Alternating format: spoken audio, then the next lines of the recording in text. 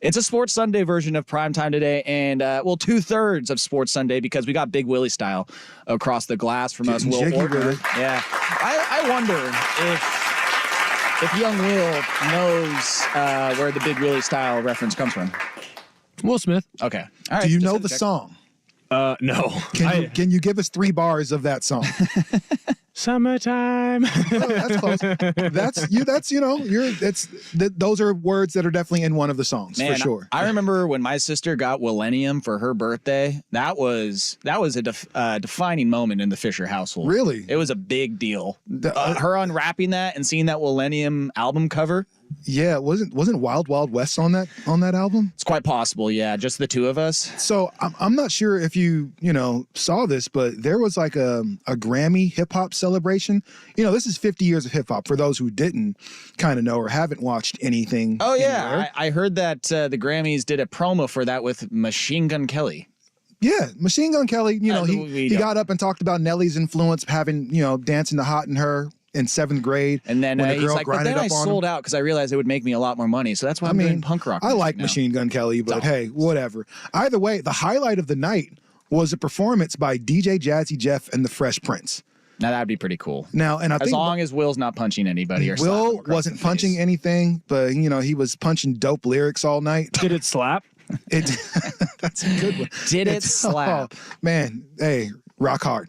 You know what I'm saying? Rock hard is what it was. But he got a chance to do some stuff like old school. He didn't do Parents Don't Understand, but he did do Summertime and Getting Jiggy with it. And it was pretty cool. No. And so my son was like, why is he rapping? I was like, what you don't know what are you this talking Will about? Smith. And then just like, yeah, you don't know who Will Smith was a rapper? No. So yeah, that was pretty crazy for a lot of the young people. Even some 20s were like, Will Smith is a rapper? Really? Yeah, baby, Fresh Prince. We do have to get to the mystery of how I got sick because I think we have an answer, and the answer is across this faux marble table. Rashad definitely got me sick. That is not true. It was just revealed minutes ago. I was like, man, yeah, Tuesday, I wasn't feeling too good. He's like, oh, yeah. Sunday morning. No, that's not. I've corrected myself. That's not what I said.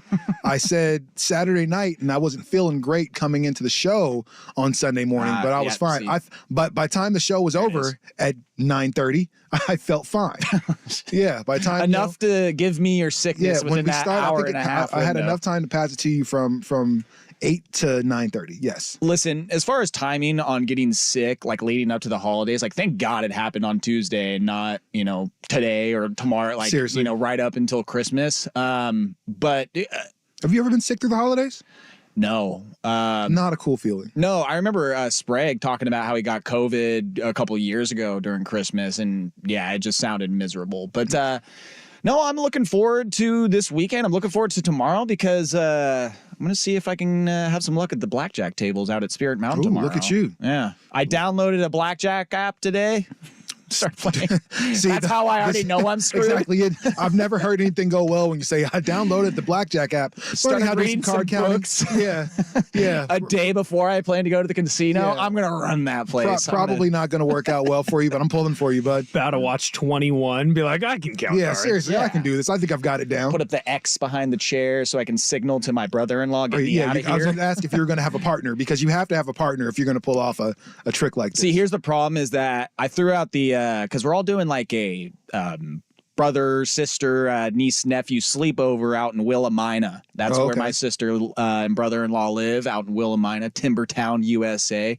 A lot of Confederate flags out there. Yeah, I don't venture to Willamina very much. The 4th of July parade out there was interesting to say the least, but man, can they blow some S up. That is, they had some great fireworks out there. I think I might have missed the Juneteenth parade that they had in Willamina that year. Don't know if that's going to be happening anytime soon out in Willamina. Maybe Sheridan, but Sheridan. Yeah, definitely not, But Willamina, that's like 5 to 10 minute drive down the road from Spirit Mountain Casino. So I threw out the invite saying, who wants to roll with me to the casino last night? And everybody wants to go, it seems like. 60 plus. But nobody, I have a feeling nobody's going to be gambling. Like my brother-in-law, I threw out this invite to him a few months back. I'm like, hey, bud, like, let's hit the casino up, as Danny McBride said in Pineapple Express.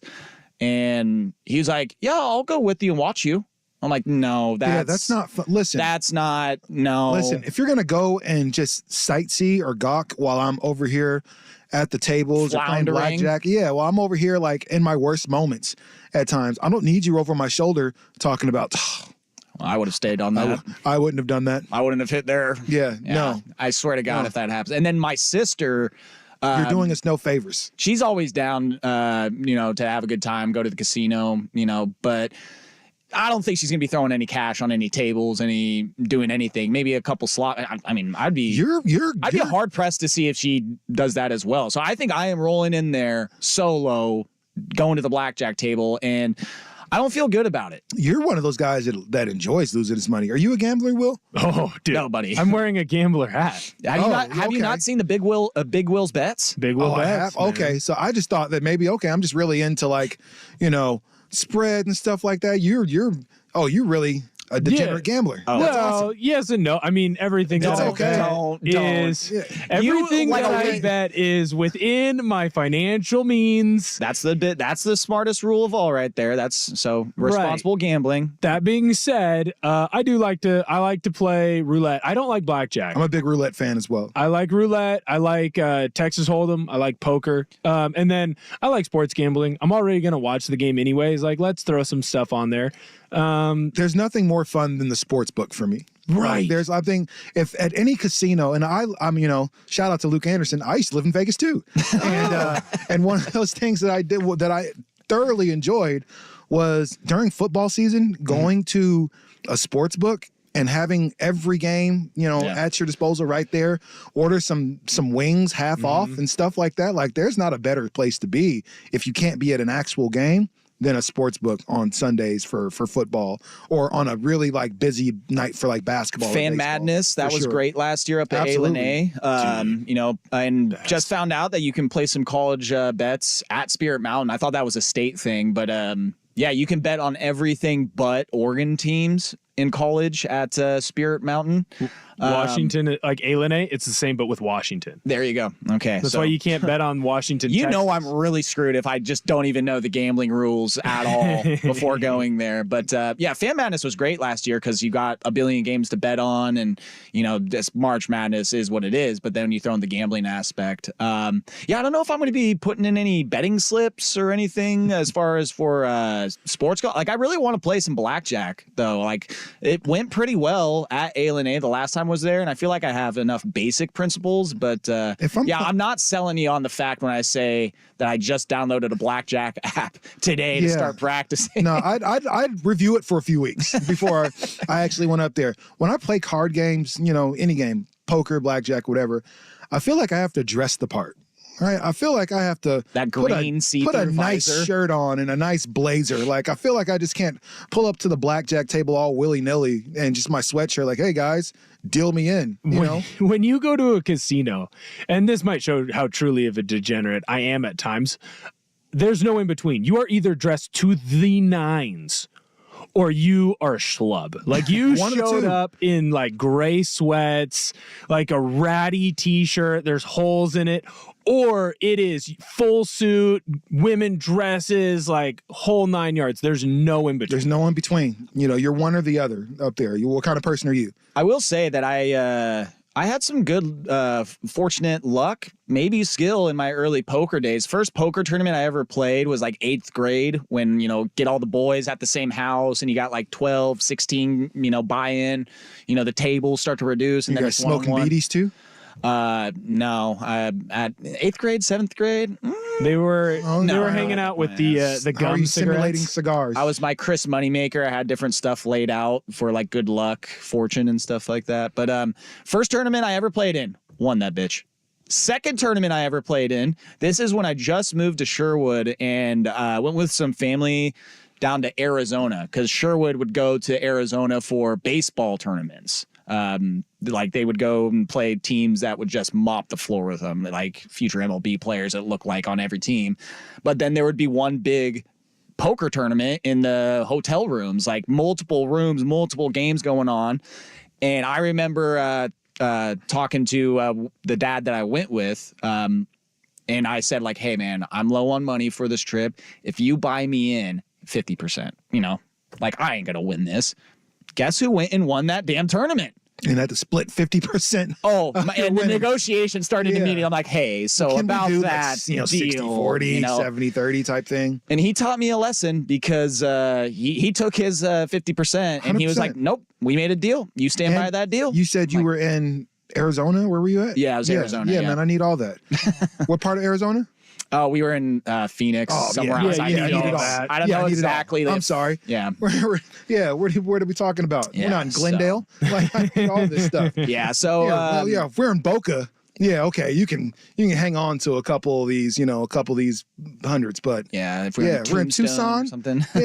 we're Arizona State or Arizona. Yeah, I'm sorry. So I've had good fortune, and I don't know. I am just shredding this computer dealer for everything he's got on my phone today. What's the difficulty level? The fact that I'm playing a computer and the fact that it can just, mop me with the floor like however it wants. I mean, that's the thing. Trying to find an app that doesn't have that algorithm to just take my money in like 5 hands. It's tough. So it's giving me false hope right now that I'm just going to walk into Spirit Mountain tomorrow with that confidence and it'll be gone immediately. That happened at ALNA at Fan Madness because me and Sprague, we were roaming around trying to find a blackjack table, and we find one. And as soon as we sit down, the dealer, oh, guys, sorry, it's time for my break. We have our fill-in here. And there was a name going around because this was day 2 of Fan Madness. Murderer or something like that. Yeah. No, this was day 2 of Fan Madness. And I remember Ryan Cooley, Kurt, a bunch of the sales guys, they went up there for the Thursday games, and the story was going around about this particular dealer and how she was just taking everybody's money. So sure enough, the new dealer that walks in, it's a woman, and I say, hey, is your name blah, blah, blah by chance? And she goes, yeah, it is. Okay. And I'm like, all right. Cash out, please. Oh, and I was like, you know what? Let's roll with it. We haven't even played a hand yet. I was like, let's go for it. That's your first mistake. Sprague played 2 hands. He's like, nope, done. And I was like, let's ride this out a little bit further. All 5, 6 hands, I'm pretty sure at that table, she won. And then I moved. I went back closer to where everybody else was hanging out at the Fan Madness. And then Johnny, the dealer up there, he was the man. He was helping everybody out, giving tips. I would stay. I would hit. It seemed like everybody at that table that day. He was trying to get people paid. Yeah, he was a good help. Good help. They have good dealers out there. The look on this face of the woman when I was like, hey, is your name blah, blah, blah by chance? Was like, she knew what I knew. And 5 hands, I was like, okay, you got enough out of me. We're done here. I'm surprised you stayed for 5 hands. Pride got the best after of me. That first one. Hey, aren't you Hannibal Lecter? Yeah, I think I'm cash out. Thank you so much. Your name I appreciate it. Bill the Butcher. Yeah. I'm out. Yeah, we're good. No, it was definitely nice to meet you. It was definitely a sense of pride that kicked in because I was like, oh yeah, this is the dealer that Kurt and Ryan and all of them couldn't handle. Okay. So you thought you were going to be the one let's to go. exercise. Yeah, come back like, guess who I ran into? Guess who came out on top? He came out the same way, same words. Guess who I ran into? Yeah. Didn't go as well as I wanted you guys. That was definitely the tone. You weren't lying. Oh God. All right. So I will be gambling tomorrow. And probably losing all of that money, but it will be a good time. But we got a show to get to. We have a lot of things to talk about. I believe so. But we do have a poll question. Will, I don't know if I gave this to you yet. Give me the poll. But you will post this. This is the AAA heating and cooling poll question. Got the read. Where is it, Jeff? Come on, boss man. Bam! Brought to you by AAA Heating and Cooling, a family business helping families for over 50 years. Visit AAAIAQ.com. Which team going to a new conference has the brightest future? And I left Oregon out of this because obvious reasons. I can't trust you people. I know that majority of you will be voting for Oregon regardless if it's true or not. Washington, USC, Oklahoma, Texas. Again, Washington, USC, Oklahoma, Texas. Which of those 4 teams has the brightest future moving forward into their new conference? We'll talk about some of those teams. Really, I want to hit more on this recruiting stuff because Patrick and I and Will got into a little bit with the Oregon Ducks, but I think it's time to start looking at the landscape of Big Ten teams since, that's kind of who Oregon will be playing going forward. It's going to take a while to start saying Big Ten. Oregon's in the Big Ten. It is bizarre, but it is happening. We have to talk about Oregon State. I am so sorry. I am just so sorry already. And I have a story from Bruce Feldman in The Athletic talking about USC and kind of like a recap of their season, of how it went, where things are going. We got some big NFL matchups in the news, Hot 5 at 5. We're done at 5:30 tonight because Oregon Ducks have a huge matchup tonight. They're playing the mighty Kent Staters. What's their mascot? Anybody? Bueller? I don't know. The Falcons? I mean, sure. Let's go. Yeah, I think so. It's a bird. It's a bird. It is Golden Eagles. Golden Eagles. Golden it is Eagles. A bird of prey, for sure. I was going to say crows. But yes, that is our poll question. Which team going to a new conference has the brightest future? Washington, USC, Oklahoma, or Texas? But let's dive into some more recruiting. Check out some other teams from around the country. See how Michigan State did, Oregon State. Let's get right into it right here on a Sports Sunday version of Primetime. Rashad Taylor, Will Ortner, Joe Fisher, right here on 1080 The Fan.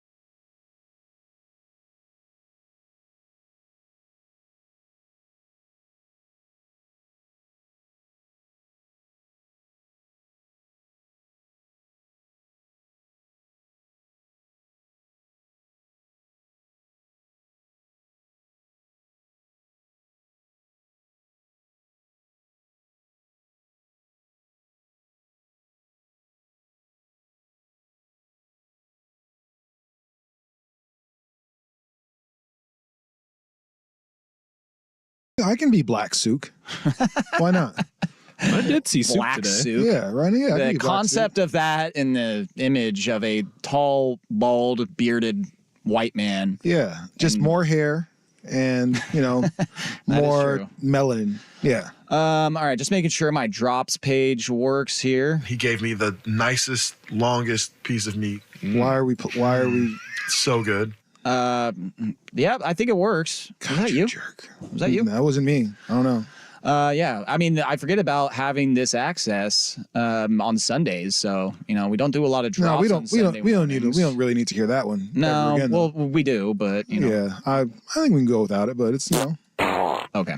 All right, just making sure. Now it's prime time. Yeah. There we go. There we go. So recruiting. That stuff happened yesterday. Patrick and I talked a little bit on the Oregon side of things, but let's take a look at just how the recruiting ended up across the nation. I know you're about to be shocked, Rashad, but Georgia and Alabama had the number 1 and number 2 recruiting class in hadn't the heard country. Actually, that is just based off of recruits, not transfer. So let me change the tab over, and that doesn't change at all. Georgia is still number 1 and 2. Even with this mass exodus from Georgia, these bunch of guys transferring out, they still have the number 1 class. Alabama 2, Texas 3, and I know you're going to love to hear this, Oregon fans, Miami 4. But we've seen that story a billion times already with Mario Cristobal, great recruiting, but they don't give national championship trophies for recruiting. Oregon, now at number 5, and that, again, includes recruits and transfers.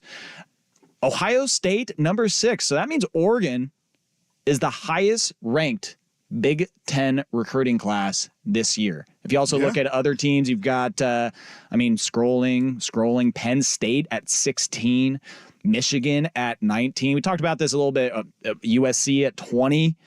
We mentioned it a little bit yesterday that, hey, man, put yourself in that company, right? If you want to compete, Oregon, and that's what they've done.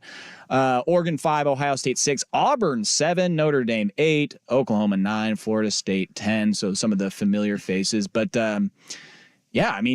looking at those other Big Ten schools, I am really surprised. Like, obviously, Ohio State being a top 10 recruiting team is not surprising. But the fact that you got, like, Michigan and Penn State down in the low teens, kind of surprising there. USC at 20, and we're going to get into USC at the bottom of the 3 o'clock hour because that Bruce Feldman article on The Athletic had some quotes in it that are eye-opening and jarring, to say the least. Yeah, exactly.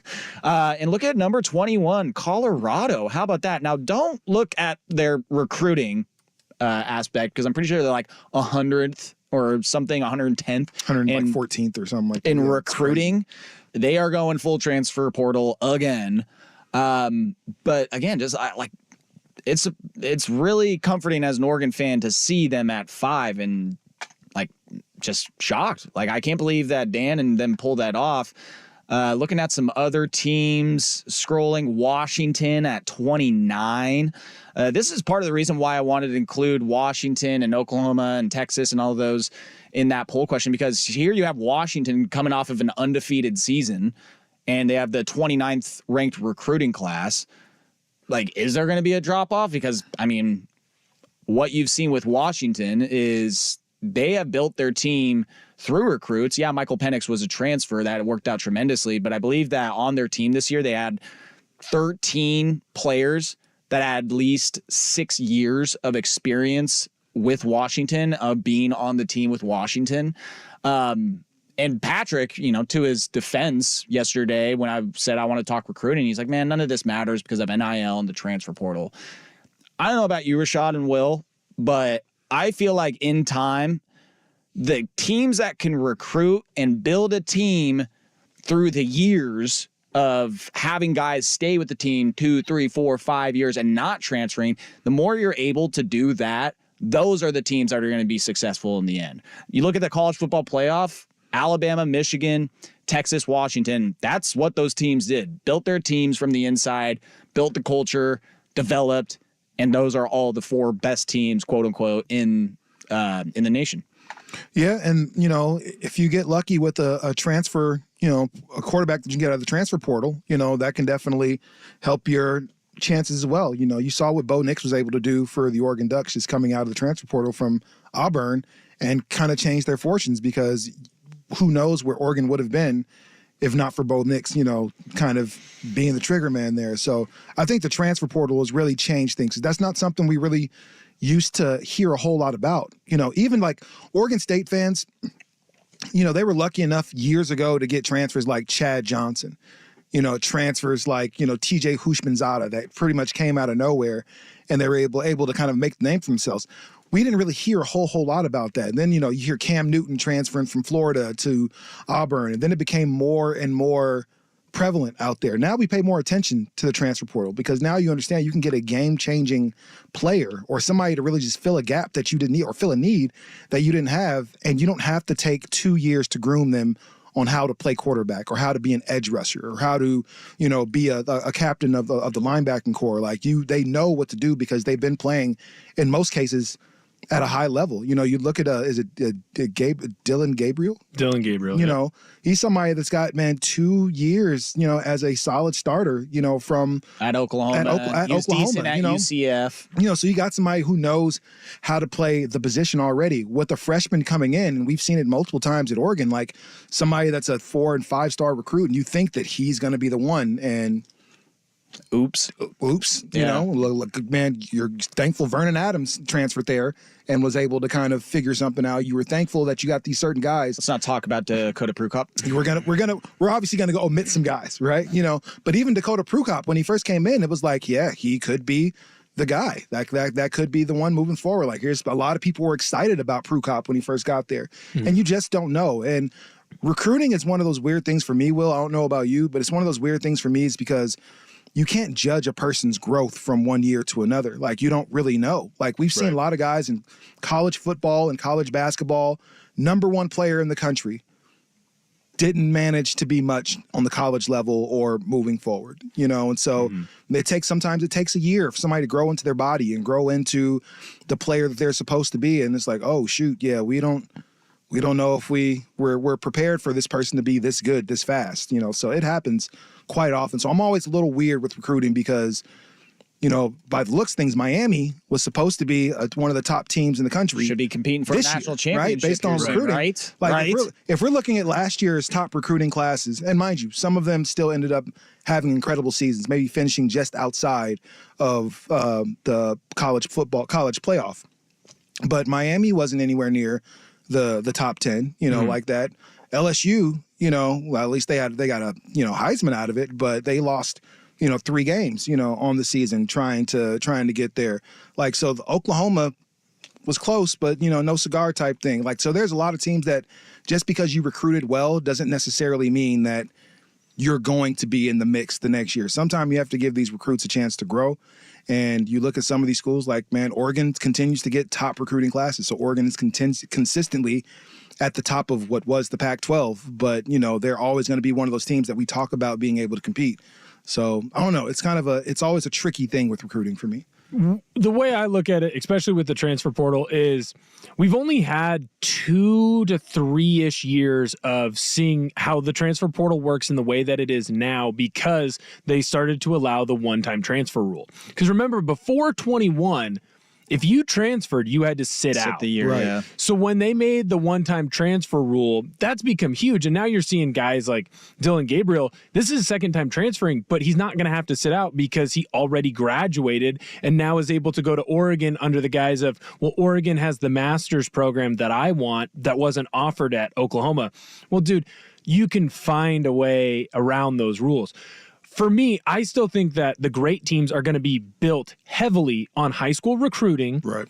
but then have the ability to go into the transfer portal and grab guys that didn't pan out. Well, sorry to interrupt, but one example of this is Dan Lanning and Dante Moore. Like, he missed out on him last year. You keep that connection and you keep recruiting. And while it is a transfer, technically, he was there for 1 year. So, I mean, that recruiting a player and staying in contact, that still does matter even after they committed. Well, 100%. But it also matters so look at Oregon's defense last year, right? Dan Lanning comes in and he has all of Mario Cristobal's defensive players, and they don't fit the scheme that he wants. The way that Lanning runs that defense is he wants smaller, quicker guys on the defensive line and at the linebacker position. It's how that Mint defense works because it's 3-4 and you're having a bunch of guys blitz and twist and stunt, and they're coming from all different directions. So what does he do? He uses the transfer portal to go out and go grab a guy like Jordan Birch and go grab a bunch of guys in the secondary, right? But then he also goes out and he recruits a bunch of high school kids. Mateo Uiagalelei is the one that sticks out to me, right? Because he's a D lineman. And you go and you take the transfer guy, Jordan Birch, and you stick him right next to Uiagalelei and let Uiagalelei learn from Jordan Birch. And Mateo had a fantastic year, a great year for a freshman, but you can't tell me that his growth isn't sped up because they went into the transfer portal and they went and got a guy like Jordan Birch.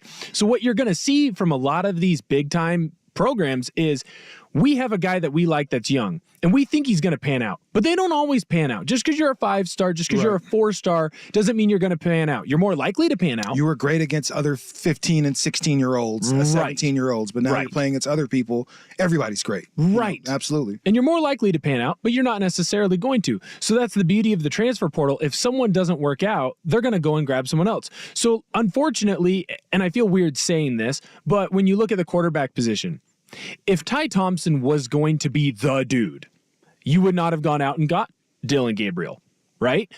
But because he wasn't going to be the dude or the dude that you thought you needed for that spot, you can go and upgrade. And that's been made easier by the transfer portal.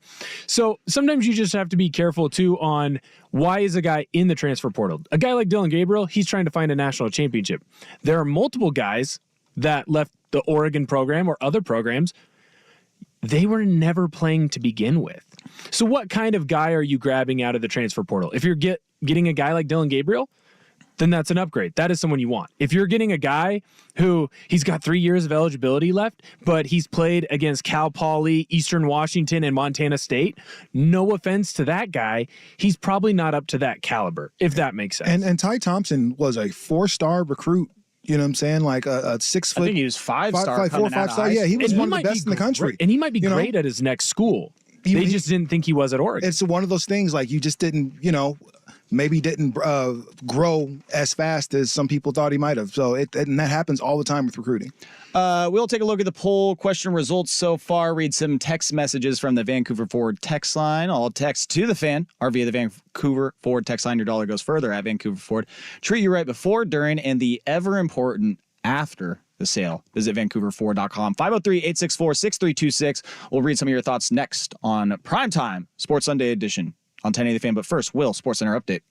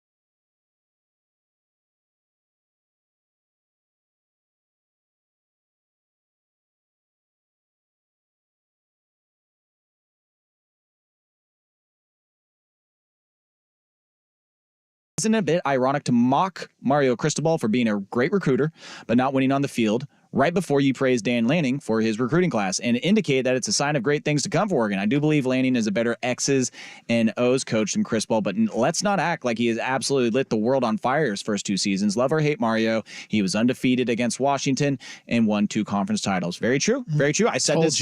Hey, I said this yesterday with Patrick. You can go back on the Service Patriots podcast. It's your home comfort solution for all your heating and air conditioning needs. Check out the latest special offers for our listeners at servicepatriots.com/thefan. I told him yesterday, I was like, this is great for Oregon, but let's not get it twisted.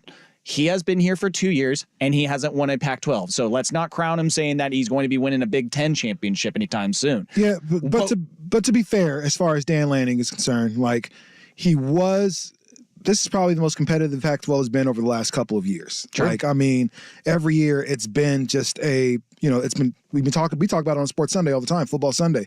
Pac-12 has been cannibalizing itself for a few years, at this point, just because you've got great teams that are playing each other early in the season, mid-season, and usually for Georgia and Alabama, you wait till towards the end of the season to kind of face your hardest opponent, which is usually in the SEC championship game for one of those guys, in most cases. And also, listen, a loss is a loss, but let's not act like Washington blew them out of the water both games and they missed the Pac-12 championship by this huge margin. They were 6 points away from the same opponent from winning a Pac-12 championship. But yeah, I mean, I think he's 0-3 against Washington. He's lost by a combined 9 points. Yes. But I will say, my point is when you are making this move to the Big Ten, which has these blue bloods, Michigan, Penn State, Ohio State. I don't know if you want to throw Michigan State in there, but they are going to be competition going forward. Why not? It's a solid program. Like, I mean, yeah. But if you're going to that type of playing field, you need to be at the top of the recruiting class, and that's what they did at this moment in time. They have the #1 recruiting class of all the Big Ten schools. That's kind of a big deal. And the one thing that people were kind of important to be able to compete at that level. Duck fans were really worried when they lost Cristobal, just because the one thing Cristobal did really, really well was recruiting. Yeah. And Willie Taggart did really, really well as far as recruiting. And so when you lose those Texas, Florida pipelines, like, you don't know if you have much of a chance. But Dan Lanning has responded 2-3 years in a row with some pretty good recruiting classes. And again, you're talking about two losses to Washington, right? You have 3 in the last 2 years. 3 losses to Washington with by a total of 9 points. Mm-hmm. So most of Oregon's spreads are bigger than 9 points. You know what I mean? And so they happen to lose to this really, really good football team with a guy that could have potentially been the Heisman winner if he hadn't kind of tailed off towards the second half of the season. Like, I don't think there's much to hang your head about if you are Dan Lanning right now, but much like we can learn a lot from what Ohio State's going through right now. If you're an Oregon fan, Dan Lanning fan, because you're looking at a coach who hasn't beat Michigan in 3 years now. And now, considering every great thing that you've done, Ohio State #2 in the Big Ten this year as far as recruiting, but they're talking about replacing you if you lose to Michigan again. Not if you have another losing season, but if you lose to Michigan again, you might be done here. And so it's that important to go out and beat your rival and beat them, and maybe not on a consistent basis, but make it competitive. And for the past 3 years, or 2 years at least, in the past 3 games, and I've said it, man, Washington's just been the better team, for the past few games, and that's not going to last for very long. You can't lose, and let alone lose to a rival over and over again. I think the key here to learn with Lanning, right, is he's had 2 years. In those 2 years, I feel like he has shown not only that he can recruit, but where he is a step above Mario is the growth, not just in players in his position group, but on the entire team. Like, when you looked at Mario is the reason why you have such a good offensive line now. Mario was an offensive lineman at Miami. He went out and he was able to speak to the big boys and he was able to bring them in, because when you lost all the time with Chip Kelly in big games, what was the issue? Well, you didn't have it in the trenches like the other big time teams had. And so what Lanning has done is he goes, well, you know what? I have to recruit the big boys at the same way. But he's also recruited wide receivers, and he's brought in multiple wide receivers that have flourished in this system. I mean, you look at Tez Johnson this year, what growth that he has shown. Yeah, from those first 4 games to how he finished. Yeah. Exactly. You also look at Troy Franklin. Troy Franklin took multiple steps forward each year to becoming one of the best wide receiver options in the entire country. And then the big key is look at Bo Nix. Bo Nix at Auburn was a good quarterback that had flashes of greatness, but he also had these big moments, huge mistakes, where he made huge mistakes and turned the ball over. And for the most part, when he came to Oregon, that left with multiple different offensive coordinators. So it's not like, hey, Dillingham made the change and then Bo reverted back to old Bo. No, Lanning was able to go out and get Coach Stein, and I'd make the argument that Coach Stein put Bo into another stratosphere. Now, some of that is on Bo as well for being able to grow himself and see where he had his weaknesses and turn them into strengths. But when you have a man and a head coach that is manning your team the way that Coach Lanning is, I think there's a lot to be excited for. You're recruiting well, but you're also developing well also. And so when you do that, I think it's only a matter of time before you start seeing the championships that you want, before you start seeing playoff appearances that you want. Also, text line reminding us that UW also did have Jimmy Lake when Mario was there, so that does help. And Mario kept losing to Stanford, so that's a great point there. The poll question, Texas running away with it, 60% of the vote. The second most votes, UW, though. 30.8%, Oklahoma with just 6.2%, and then USC last with 3.1%.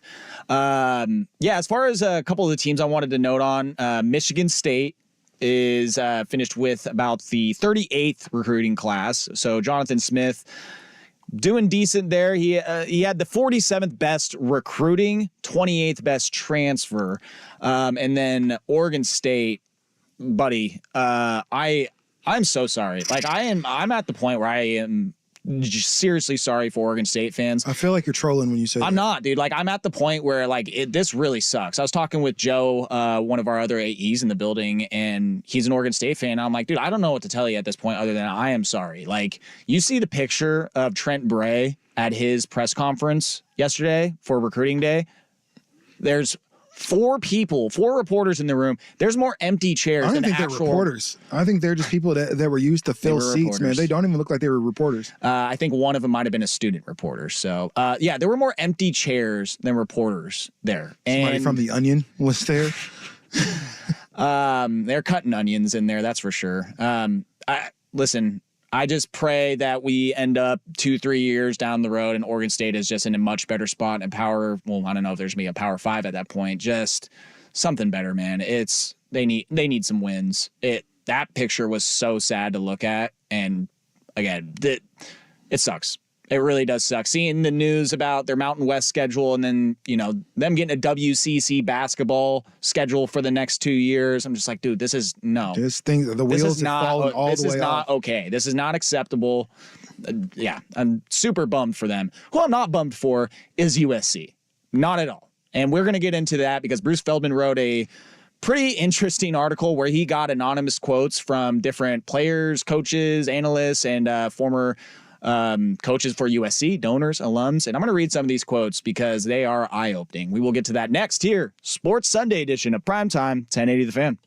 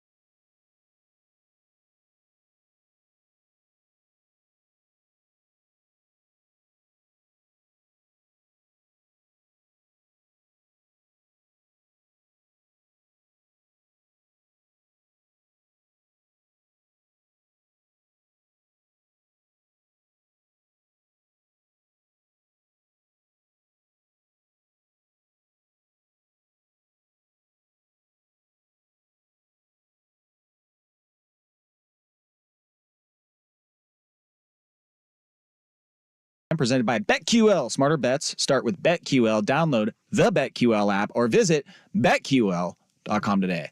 The Beavs, they had a commitment from quarterback Giovanni McCoy, a transfer from Idaho. In 2 years as a starter at Idaho, he's completed 68% of his passes for 5,629 yards and 42 touchdowns. Damn. So the talk of possibly having Ben Gulbranson be your starter next year, out the window.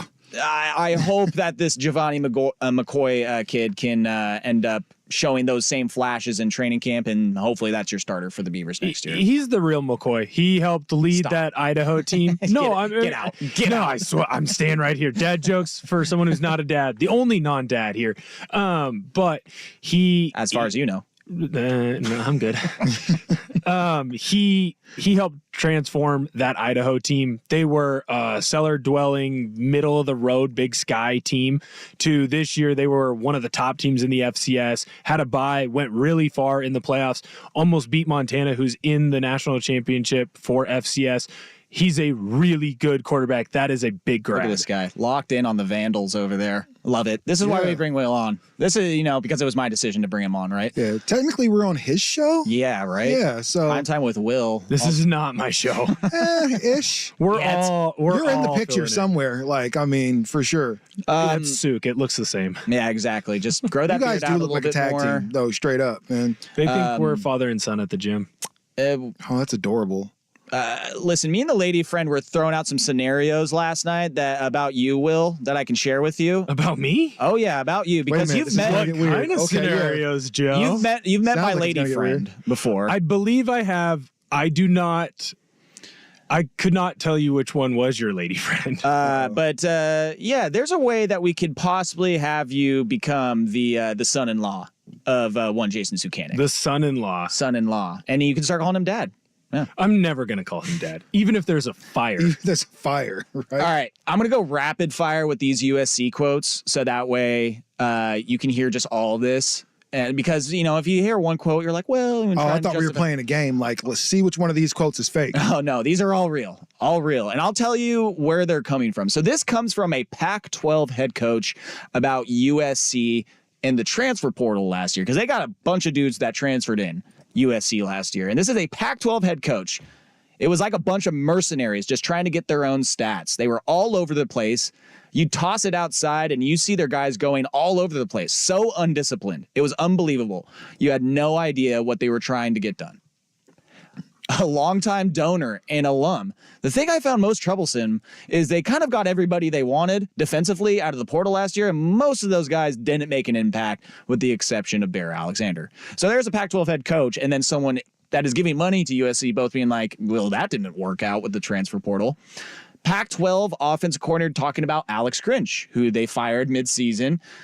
He said, I'd gone up against Grinch before. It was aggressive, but it was sound. This wasn't that. This was one of the worst defensives we've faced.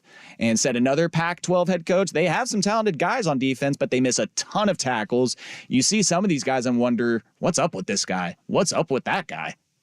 So that's 4 quotes just on the defense alone, which we knew the USC defense was bad. But when you see it coming from a Pac-12 offensive coordinator that had played against Grinch, another Pac-12 head coach, 2 Pac-12 head coaches basically being like, what the hell are these guys doing? Like, that is how you know it was even worse.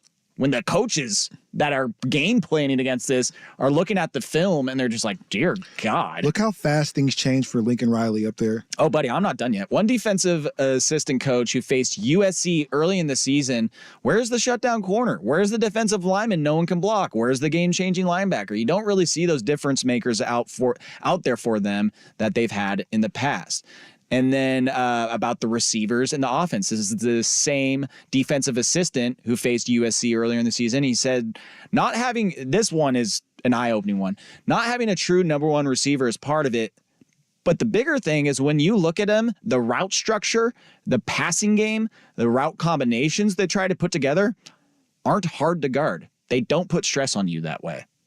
And we knew that the USC defense was bad. But there's a dude that has to scheme against the USC offense, that was their team. Well, Caleb Williams was their team.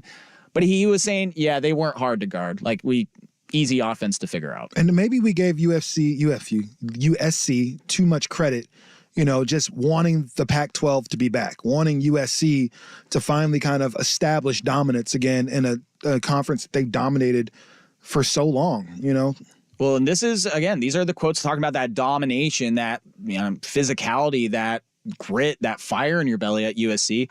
That one Pac-12 assistant said that program was always about being physical. That's something they have thrived on, but they just didn't show it anymore. If they came downhill at us, we would have been able to hold up. Oregon would knock you around. That's what they want to do. USC didn't even try to. Yeah, I mean, we saw a USC team at the beginning of the year that we all, at least me, said they're probably the best team in the Pac-12. The first few games of the season, they might be the best. They were a top 5 team preseason ranking in the polls and everything, right? And when the wheels fell off, they fell all the way off. They couldn't stop a nosebleed at a point. Another quote to back that up. This is in February.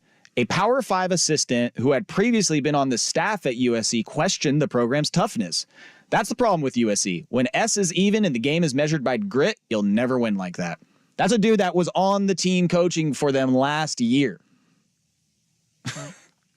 You feel bad. Like, I mean, you don't feel bad. I was going to preface my comments. I should have prefaced my comments by saying it's hard to feel bad for USC, for the Lakers, for the Cowboys, when things don't go, for the Patriots. Y'all don't say that. For the Patriots, for teams that, have done nothing but win and have these iconic players and everything. It's hard to feel bad for where they are, but USC is not in a great football spot. We wanted them to be because Caleb Williams was so great, but yeah, they're not there yet. Just some other quotes about their culture. One Pac-12 staffer said, I don't know if the priorities of everyone in that building, especially in the locker room, will ever match up to what it was like under Pete back in the early 2000s. There's just so much going on with NIL, all the distractions in LA. Like, I don't know if everyone in that building will all have football as priority number one. Whereas at Oregon, there's nothing else to do out there besides play football and win. They have everyone on the same page. This sounds like it was written by Oregon fan, but whatever. Okay. Just saying. It was one Pac-12 staffer. That could have been the water boy for Oregon, okay? Could've. I mean, hell. One Pac-12 analyst said, we knew they were a big transfer portal team. With that, when teams like that are going well, you have momentum and things are good, but then you have situations like USC had where people become independent contractors that can really set you back if you don't have a good culture. It's like they think they're NBA stars walking to an arena. This actually references the Trojan walk that they do before every game at home games. Lincoln Riley basically said, you guys can wear whatever you want. You ain't got to wear USC gear, just wear what you want. And it seemed like a NBA game where these guys are wearing this is the quote, they're wearing designer shorts with dress shoes. Another guy is in tie-dye sneakers. This team looks like an AAU team. And another staffer adds, that promotes individuality. You don't let Hollywood take over your program. Then you attract the kind of kids where football is not important to them. These are all those quotes together. Damning. Dude, like, you look at USC this next year, if they have another season like they did last year, I mean, 7-5, 8-4, whatever the case is, context will be added with how those games go. We could be looking at another Jimbo Fisher situation in USC. I don't care how much the buyout is. Lincoln Riley, they got it. He ain't got that dog in him. I don't think he has that in him. Well, he's got a year to figure it out. I don't know if he's got more than that, but he's got a year to figure it out. So again, this is it's cathartic reading it. I will say this. Also on the Vancouver Ford text line, I watched The Big Sky. That kid is a legit stud. So Beavers, something to look forward to possibly with the McCoy kid out of Idaho. All right, let's break. Hour number 2. Let's move over to the NFL. We got a couple big matchups this weekend. And one team we need to talk about, if their season ends the way that they're not anticipating, they need to receive just as much hate as my Cowboys, okay? Yes. Fair enough. Yes, I'm going to do that for 2 days in a row. Hour number 2, Sports Sunday, Primetime edition on the Fan.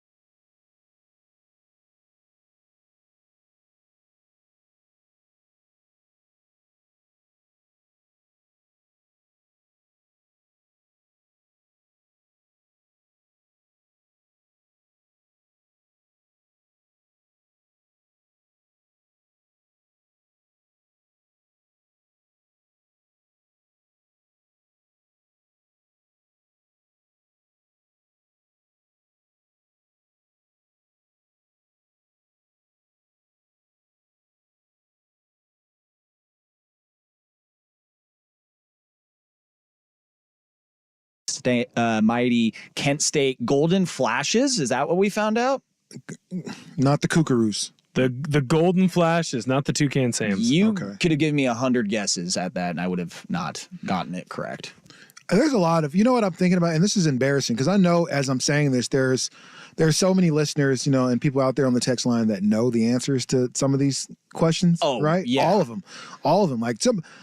You see those guys on TikTok that can rapid fire name every college Everything that a player was at, and it's damn impressive, but also maybe a little sad. I met a dude one Touch some time. grass, bud. I met a dude one time when I was going to school at Western Oregon. Shout out to the Western Oregon Wolves. Yeah, our mascot game is on point today. Right. But the Wolves and Wildcats. I met a dude up there who could name every single high school and their mascot, which was super strange. Of like an NFL player? No, high schools, like local, like Oregon high schools. So I'm throwing everything out there to him. And he knew it. And he was like, man, how do you know that? I just know the funny ones like Tillamook Cheesemakers. Pleasant Hill is a very small town in near Eugene, and they are the Billy Goats. So they are the Pleasant Hillbilly Goats. I don't like it. Don't like it. Dudes rock. The fact that there's a dude out there that can name this is a great idea. All those mascots, dudes rock. Yeah. Football guys for sure. And it was weird, but if it had been a lady, a pretty lady that was like, oh, I can name every single high school, we'd have been like, oh, I'm in love. You are awesome. That's true. That is Ring true. size, please. It's crazy. It's crazy. There's some things that if a dude said, you're like, yeah, I don't know if I'm feeling that. But if a pretty girl says it to you, you're like, oh, that might have been the coolest thing ever.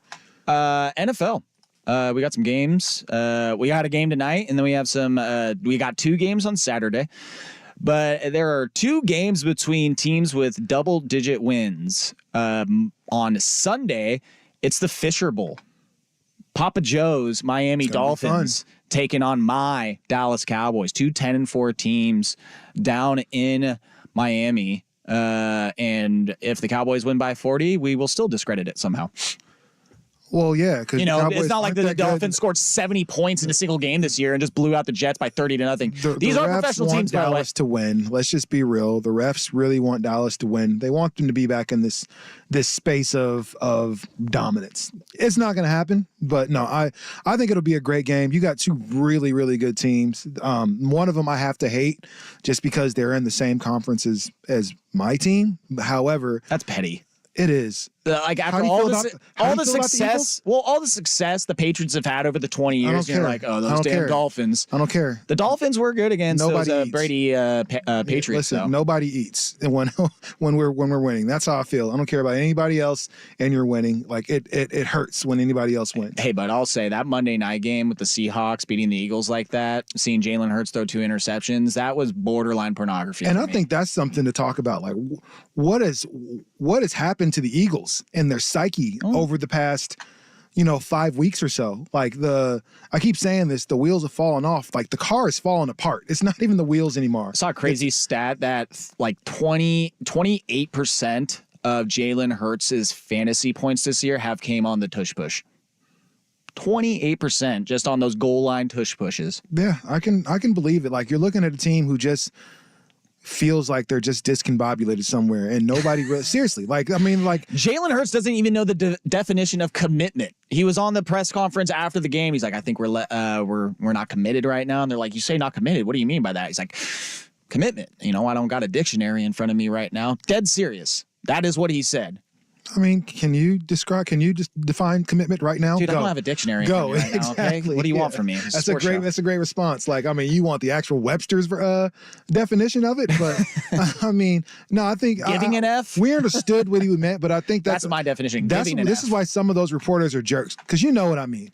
Like, can you define commitment, bro? I think he just wanted like examples of like, what are you seeing? Because now you want me to throw my offensive line under the bus. Now you want me to throw my defense under the bus. Now you want me to say my coach isn't calling the right plays and my offensive coordinator isn't putting me in positions to win. Now you're going to say that's what you want me to say. And Jalen Hurts did the exact thing your leader is supposed to do, which is defer. You know what I mean, bro. If he'd have been a lot better if he'd have said, yeah, you know what I mean. Don't be a jerk. Also, total beta move by the Eagles trying to play for a pass interference with 2 timeouts and plenty of clock at the end of that game. Like that was their strategy. Is like, well, we'll just throw it up and throw it short, so that way AJ Brown gets a pass interference called on him, and then we get to move up all those yards and not actually try and play football, right? I mean, I guess it's a genius call because if it works, well, it didn't, and he got picked off. It didn't. It was not a genius. But again, it's one of those things. Every bad idea is a terrible idea until it works, and then you're like, oh, man, that actually worked. The biggest game though is the Ravens at the 49ers. That's the one. Everybody's saying it is the Super Bowl preview. Let's get back on the clock and preview that game because the 49ers right now are looking like the favorites to win the Super Bowl. And they better, or else it's going to get ugly. We do that next year on Primetime. Rashad Taylor, Will Orner, Joe Fisher, Sports Sunday Edition, right here on The Fan.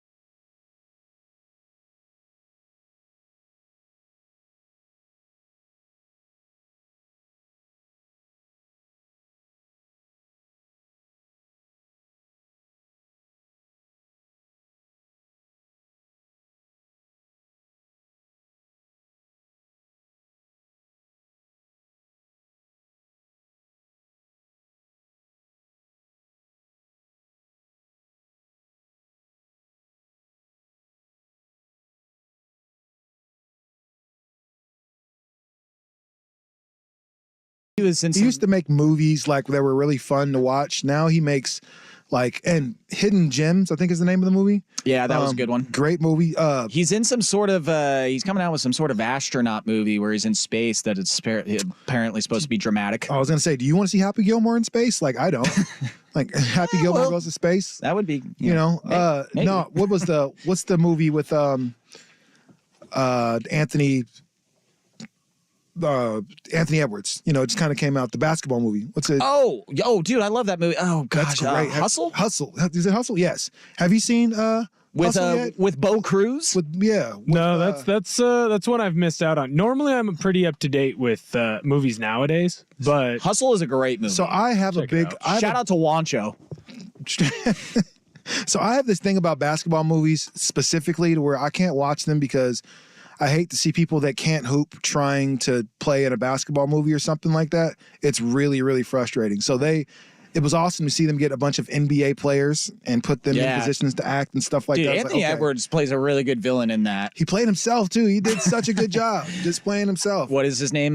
Kermit something. Yeah. It was a terrible name too. Like they could have given him a much better name. Highly recommend that movie. Joey loves that movie. Like that will get you hyped up. Absolutely. I watched it a couple times. The training scene, like the training montage scene when he's in the gym and the piano, like, dude, that's a great movie. You get a chance, Will, man. Definitely check that out. 49ers, they're going to win the Super Bowl, right? That's what people are saying. Bang, bang is what they say. So if they don't... Bang, bang. Hey, pow, pow. That's what it'll sound like. If the Super Bowl is the 49ers to lose. I haven't looked at the odds right now, like what they're at as far as them being favorites. I can't imagine they aren't the favorites. Like this is the year they have to win it. Like I understand playoffs can happen. You run into a team at a certain time, but they are dominant. Like every game, they are just flexing their muscles, getting yak. They have the best tight end. They have the best running back easily in the NFL.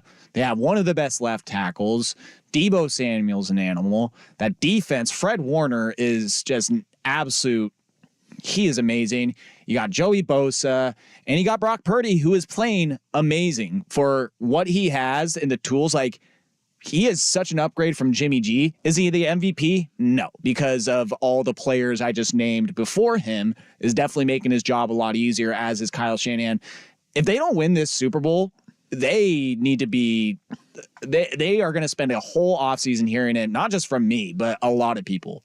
Like this is the year they have to win it. They've had a lot of chances during the Harbaugh years. They've had chances now with Shanahan, and I know last year Purdy went out with the arm and they didn't have a quarterback and they were screwed. Unfortunate. I wish I wouldn't have seen that happen because that meant the Eagles went to the Super Bowl, but the Chiefs took care of it.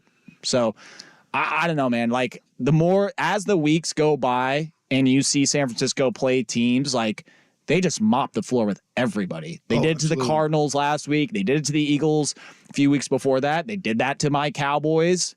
And that was one of the more humbling games because it was like, bro, you just played them 8 months ago.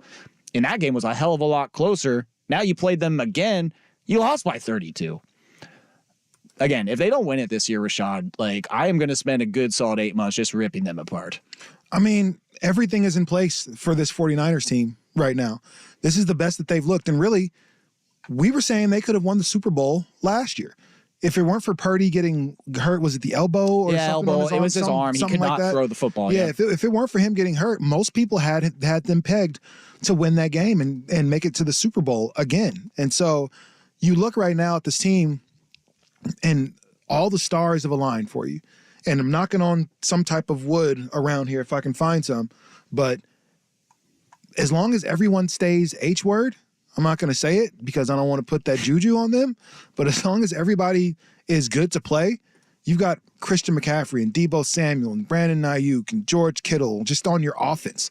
Just on your offense. That's a fantasy lineup for anybody. If you were to say, man, these are my two receivers are Brandon Ayuk and Deebo Samuel, and then I got George Kittle and Brock Purdy as my start.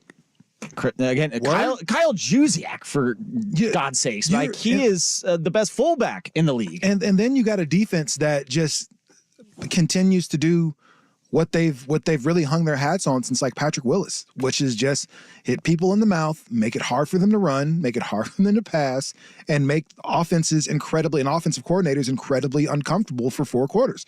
And that's exactly what they do. They had that weird October, right? Like where they lost 3 in a row in between there. And like everybody was trying to say, okay, well, the 49ers have kind of come back to earth. Since then, what, 6 in a row, 7 in a row? Yeah, after those 3 straight losses, But they started the season winning 5 in a row. Coincidentally, those 3 straight losses also coincided with, when did you know it, Christian McCaffrey being banged up, Trent Williams being banged up. And so, yeah, like you said, when they are fully healthy, this is an unstoppable team. And let's just be honest, man.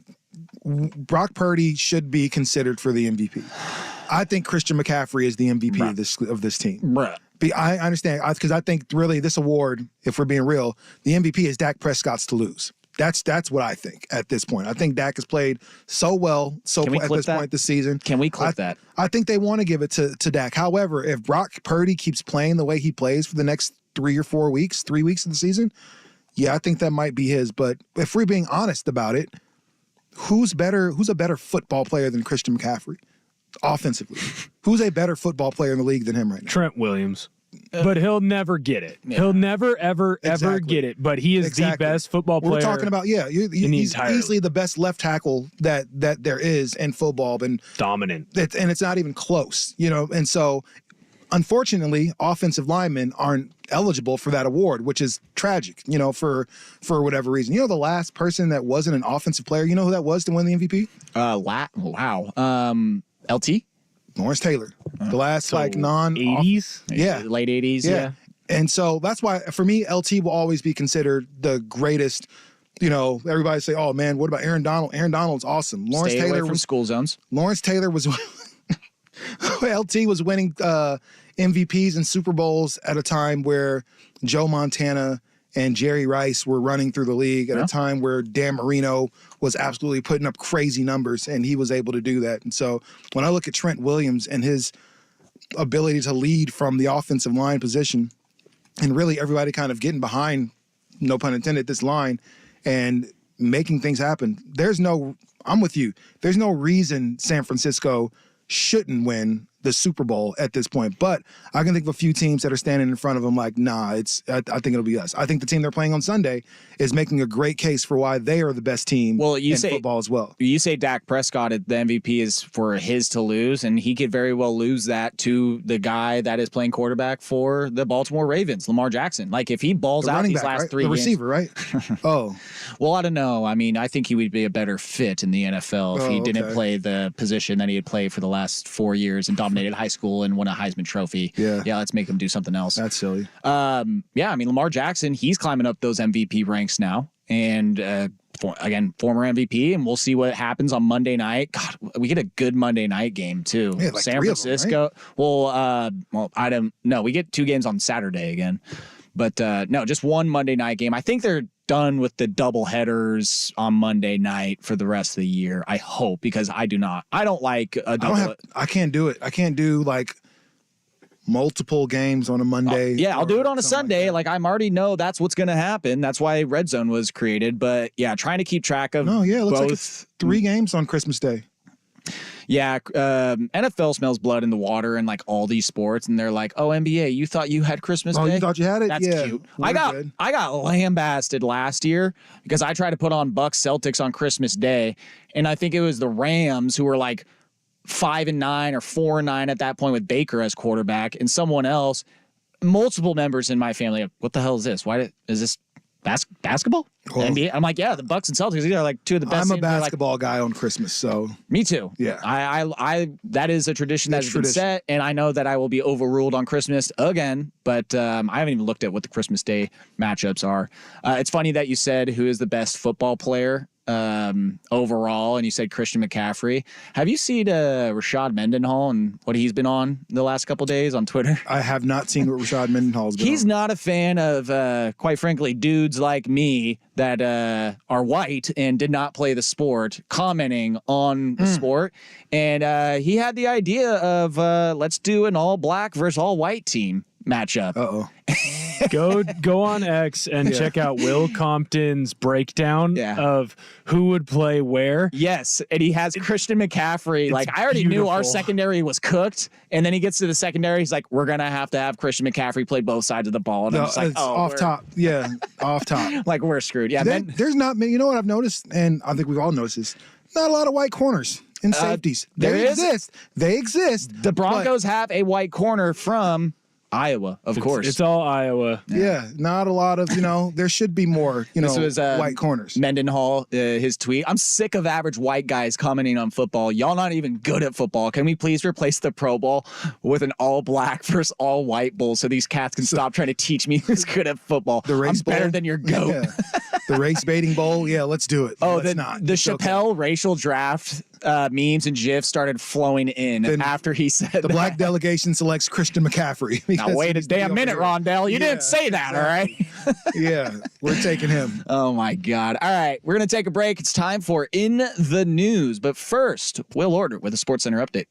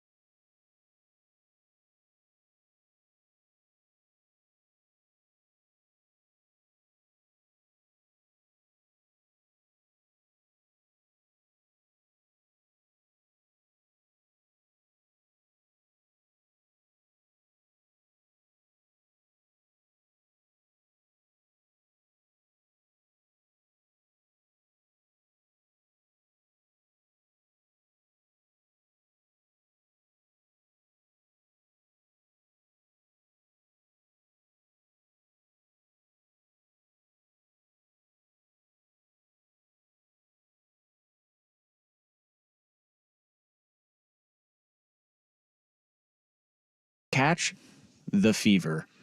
You going down to the game tonight? I'm not. Oh. We have tickets. I mean, it's okay. I'll be okay. Like I was going to go to the Blazers and Wizards game. Dude, that might as well just be a Harlem Globetrotters game. The Wizards are the funniest team in the NBA. Oh man, Jordan Poole is comedy central. just to watch him and the way he does things. I can see how frustrated Kuzma is. Just looking at how bad. Like we knew the Wizards would be bad, right? I don't think any of us knew Jordan Poole would be this trash on his own team. It's entertainment.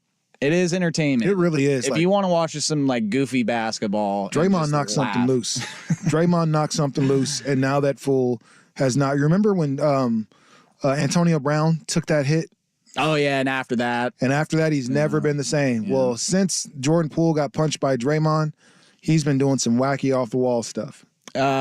This is December 21st, 2023, and it's time for In the News. I am not your noted newsman. They pulled me off of the street, gave me a microphone, slapped a little microphone apron on it, and hi Tom, here on the scene of where the thing that happened I'm reporting on happened 12 hours ago. So really I'm standing in front of a scene where nothing is happening, but I'm here. It's 4:30 a.m. So thanks my bosses for sending me out here to do this. There's always that bit of a delay when they send it to the person out there. They're going to Will. Will, are you with us? Hey Rashad, how's it going? Yeah, there's always that we're like they're never ready on the other end. Oh God. What are some national days? National French Fried Shrimp Day. Not French fries, French fried shrimp. I don't know. I'm intrigued. Tell me more. It's just shrimp that is like fried. Like you put some panko on it and you fry it, just some like French fried shrimp. I'll take 20, please. Yeah, sounds delicious to me. I mean, you had me at fried. It's also Don't Make Your Bed Day. Did you guys make your bed? Never. You know what? Making my bed is probably the one thing in my room I actually do every day. It's apparently a super alpha move. Is what is being circled around in those podcasts with those like making your bed is an alpha move. Oh yeah, dude. It means you're on top of things. You're a man. You wake up, you make your bed. I'm definitely on top of it. All right. Definitely on top. But yeah, and number one, making your bed every day is. Your room instantly looks cleaner, even if it's not. Even if just your bed is made, your room looks 5 times better. It is also Short Girl Appreciation Day. Well, there you go, shorties. We all love short girls. We all love shorties, man. They're fun. Yeah, they are fun. Very acrobatic. There's a word that I would like to use to describe short girls. But fun size. Define short girls.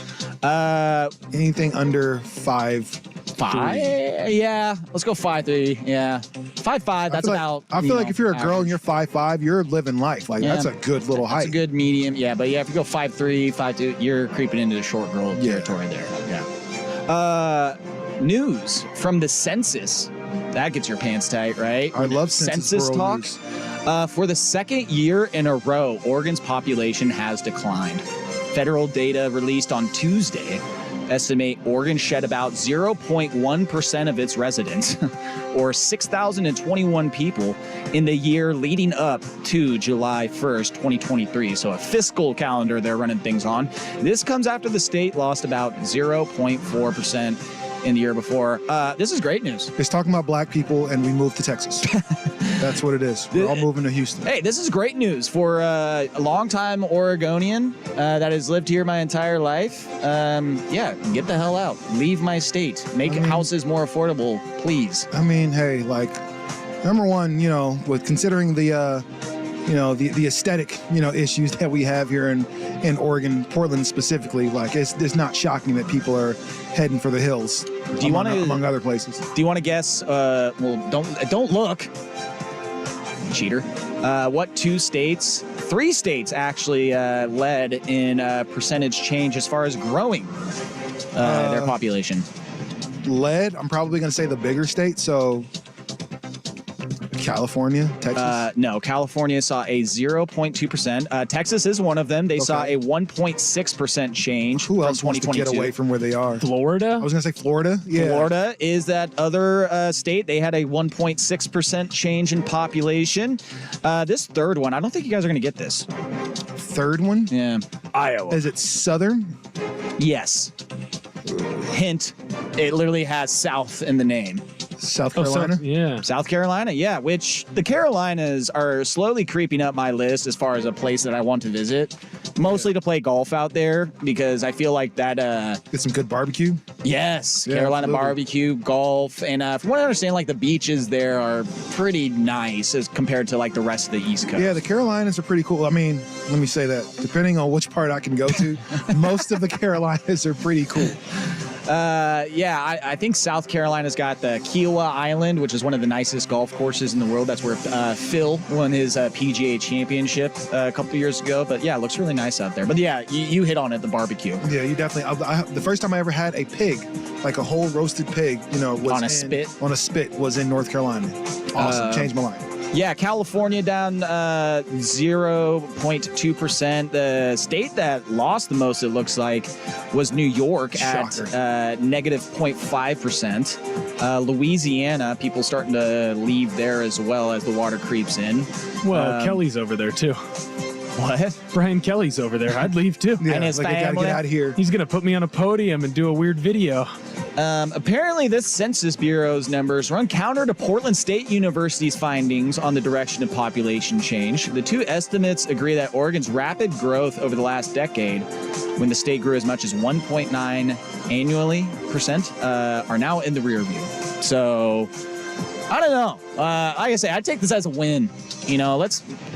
Some of these people moved here, thought this was going to be the oasis, the exodus that they thought it was going to be, and then they had to deal with 9 months of crappy weather. And, let's be real, too. The last 7 years in Portland hasn't been the best 7 years. It's been a battle. I just want mortgage prices and rent prices to just go down a little bit, and then we'll be good. We'll see. Probably not. What we are going to move to next in the news, we're going to take a little trip down to Yamhill County. If a Yamhill County officer wants to give you a bottle of water, don't drink it. We get to that next here on In the News on 1080 The Fan.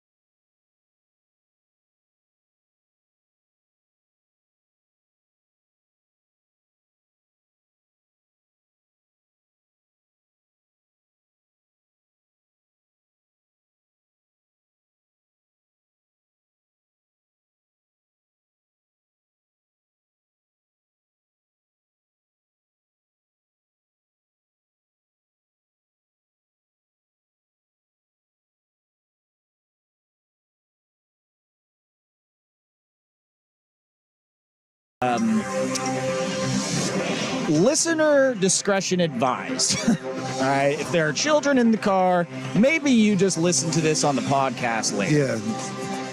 A Yamhill County deputy was charged with posting sexually explicit videos and photos online, facing 12 charges for posting videos of himself, get this, in his uniform online. They were videos that went to Twitter/X and also went to OnlyFans.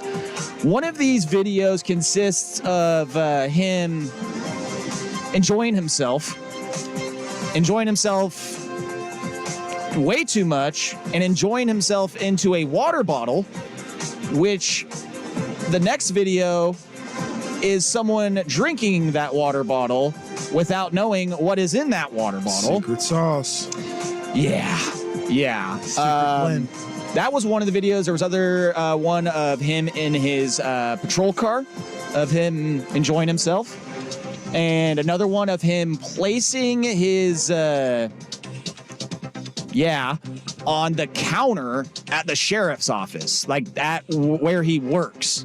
I believe there was one other video. There was 4 videos in total of David Mills that he posted on Twitter and OnlyFans. After that video of the water bottle incident that was posted to OnlyFans, he was in fact paid for it, because that's how OnlyFans works. You can get payments. So I didn't know if that was like one of his viewers daring him or something like that. But as I mentioned in the lead up to this segment, if a Yamhill County officer at any point offers you a bottle of water, I do not care. Do not take it from him. And honestly, the stupidest thing, in uniform in all these videos. Yeah, that's probably the dumbest thing you can do. Like, we used to have this thing at the old job that I worked at. You know, we used to have like these shirts that we wear and say, don't do dirt in the shirt. So don't be out there doing crazy stuff in a shirt that everybody knows exactly where you work. So you decided to go out there and enjoy yourself way too much in a water bottle, super weird, and let a coworker or somebody else partake.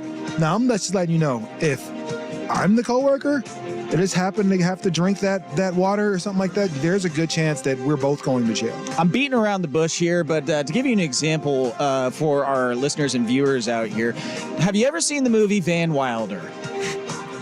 Did you remember the scene where they delivered donuts to the fraternity house, the cream-filled donuts? I saw that. What did you call them earlier? The cannolis or something like that. And the bulldog in that movie. Yeah, if you haven't seen it, like, pull up your Netflix or Tubi might have it. Tubi is a godsend. I love Tubi. Dude, I've been on Tubi watching old reruns of MXC, Most Extreme Elimination Challenge. Remember that show? I do. Oh, man. Ken Blankenship and Vic Romano. Guy Ledouche. Blankenship. What a great last name. Yeah, go back and watch that scene. Or don't, because it's disgusting, but also hilarious. The part that kills me in that scene is they're eating the donuts, and there's that one guy in the background that's like, I think I had these before. It's still warm. That was Ryan Reynolds' calling card right there, Van Wilder. It was. Like, man. I'm trying to think of a movie that I saw Ryan Reynolds in before Van Wilder, or Kumar. I'm forgetting the actor's name. Kel Penn. Thank you. Yes. That was also, I think, the first role that I saw him in. And for young actors, man, make the funny movies at first, because you can end up being Deadpool in the future. Or Chris Evans always did all the funny movies, not another teen movie, and he's Captain America. So works out pretty well for people. He was bare ass in that movie, in Not Another Teen Movie. Well, you want to covered in whipped cream. You want to be famous, don't you? It's not a sundae. Yeah, it's a banana split. Yeah, you want to be famous, don't you? Get naked. Yeah, that's the way it goes. Now I have to go back and watch Not Another Teen Movie. Like, those spoof movies when they first started coming out, Scary Movie 1, Not Another Teen Movie, Scary Movie 2. Like, that was primo time. Absolutely. Not so much in that category, but Basketball. One of the best spoof movies of all time. There will be. Will's looking like, what are we talking about? Have you What ever are these seen movies? Basketball? I've seen parts of Basketball. You need to see all of Basketball. They're That better at is South Park. that is a cinematic masterpiece. Not only is it the creators of South Park, it is the writer, director, producer of Airplane, which is one of the funniest movies of all time. Never seen Airplane? 100%. Never saw it. Add it to the list. Yeah, It's same. an older movie, so I get it. I think that came out in 1979. But Lost me at 79. the joke, I know, 10 years off. The jokes are such rapid pace, and the tie-ins to sports and everything are just fantastic. It was the movie that started getting people like Kareem Abdul-Jabbar acceptance from media and whatnot. Do you know how much money Shaq made when he went to Los Angeles? No, about the same that he was making in college? Yeah, everybody knows Shaq got rich playing in college.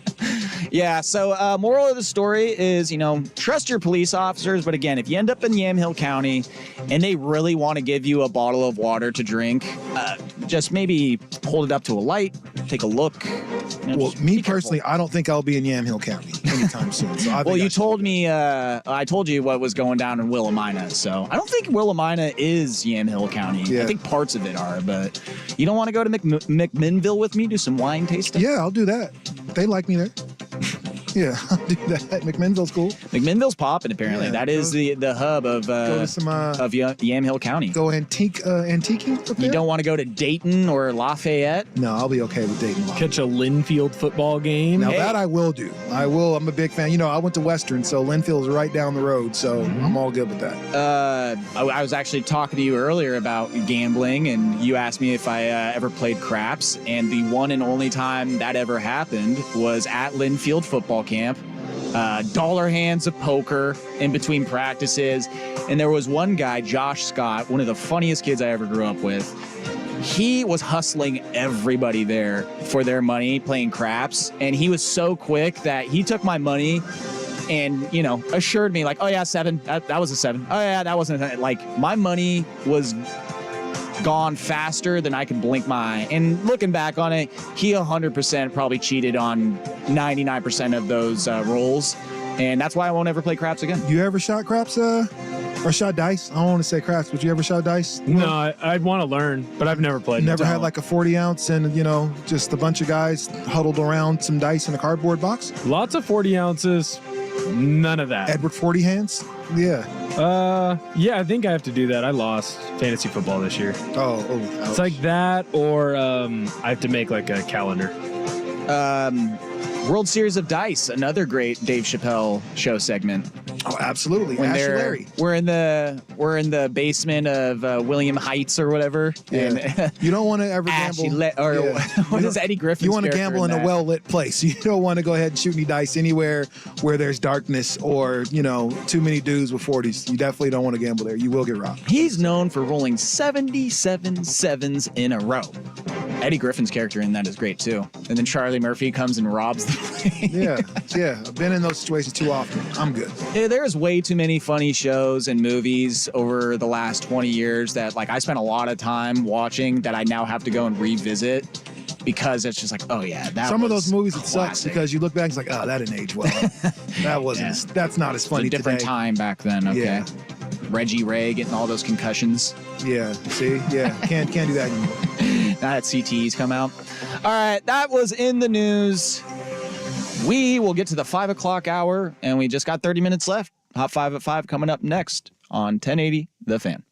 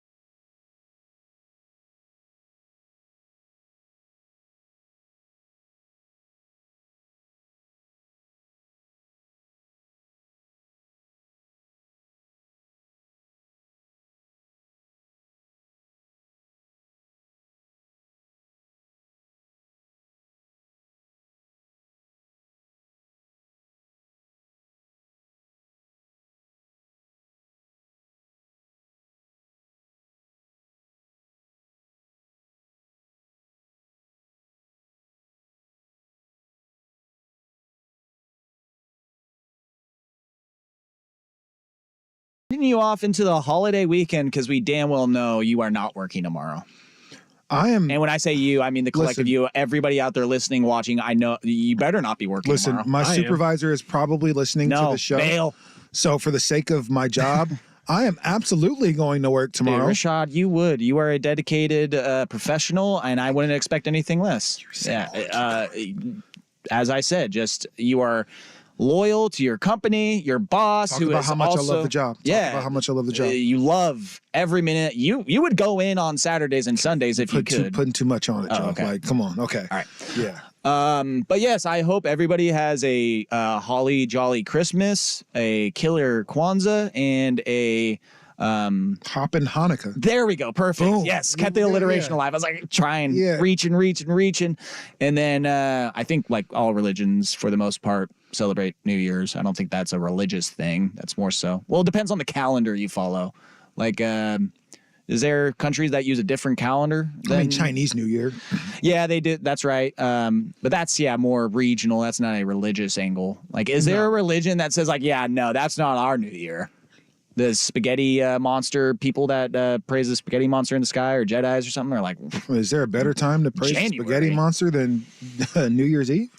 I mean, it's no holds barred. I guess you can do whatever the hell you want. That's what I do. Yeah. When was the last time? What was the last great New Year's party you went to? Ooh. Honestly, woke up on January 1, like, oh, my life's over. I'm never drinking again. One of those parties. I would have to go. Coincidentally, I was in Corvallis for one. That was probably like 2011, 2012. Got after it then. That was a good one. I'm going to say, it's not fair. Like, I was in college 2 years ago. You're like recently. 2019 was pretty good. Last year was pretty good too. I had a good time. Ran around the bars. Nothing wrong with that. Yeah, my tradition is basically chill inside all night, go to 12 o'clock, get to about 11:59, walk outside with like a shot of whiskey, enjoy the fireworks, everybody freaking out. You shoot your gun. Take my shot of whiskey, go back inside, play video games for like another half hour, then go to bed. That's the Fisher tradition at this point. Just getting to midnight, honestly, at this point, that is a win. Yeah, I don't know. It's been a while since I've done like a New Year's party and everything. I'm almost kind of thinking I want to this year though. Like maybe you put on a nice suit or something like that, go to where some other adults are at, and let's turn this party out. Throw on the thong song and tear this place apart. Vancouver Ford text line, Jehovah's Witness don't celebrate any holidays. That's true. No, they don't. They don't even care about the calendar. And they're the nicest folk, man. Every time the Jehovah's Witness knocks on my door, they're always so gracious, and we talk for at least chill. 20 minutes and stuff like that. Hey, they don't care if you are down with what they want or not. Yeah. Like honestly, they're like, hey, we're gonna talk. We're gonna give this a shot, but really, we don't care. Like if you want to join up, cool. If not, they keep trying, man. And I'm with it because most religions give up. The best boss I ever had was a Jehovah's Witness, and he was like really like did a lot for his church. Like his Sundays were dedicated for that, and best boss in the world. Yeah. Like we had team parties with him. It was fantastic. We would go to his house, have a cookout. He'd break out the Belvedere. He would open the bottle that he was saving for us. Like, dude, shout out to John Francesco, who coincidentally moved to Florida. Florida? I mean, what part of Florida? I don't know. I don't know if there's a good part of Florida to go Boca to. Raton, like, some type of one terrible part of Florida. There's some pretty bad parts of Florida. Hey, man, I'm waiting for GTA 6. I'm going to go full Florida man in that. That is for sure. Wait. Dude. Are you a gamer, Will? Not right now, although I will buy PS5 when NCAA drops. Oh, yeah. I'm all over it. Dude, we are set for the next decade. Oh, yeah. NCAA football next year, or they probably won't call it NCAA. Oh, our girls are going to be so angry. Oh, if they're not already. So angry. Like, listen, college football, I played that more than I played Madden. Because the one thing college football used to allow you to do, you may not remember, is import your guys onto Madden. Oh, that's right. Super cool. That's right. All right, let's get to it. It is time for the Hot 5 at 5.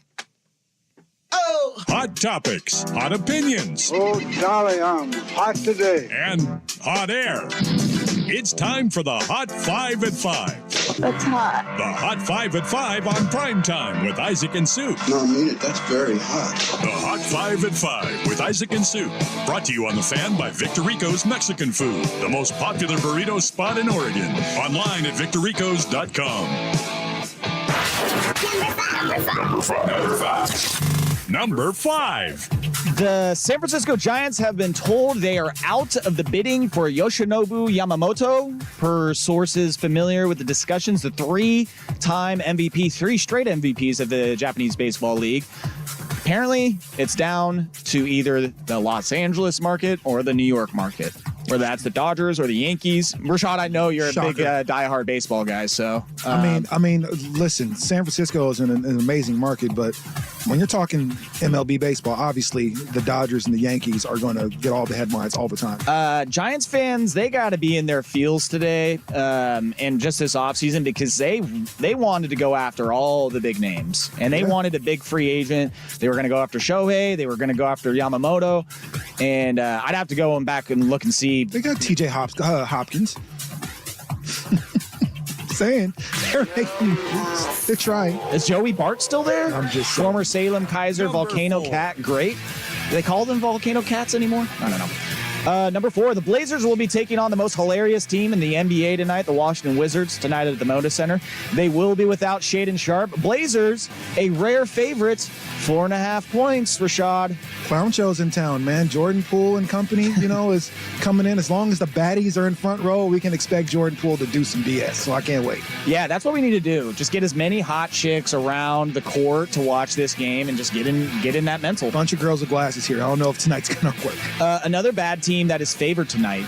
Will, I want you to bet on this. The Detroit Pistons, who have lost 24 straight games, they are favored by 2.5 points over the Utah Jazz tonight. I refuse. Do it. No. Do it. I'm betting hockey.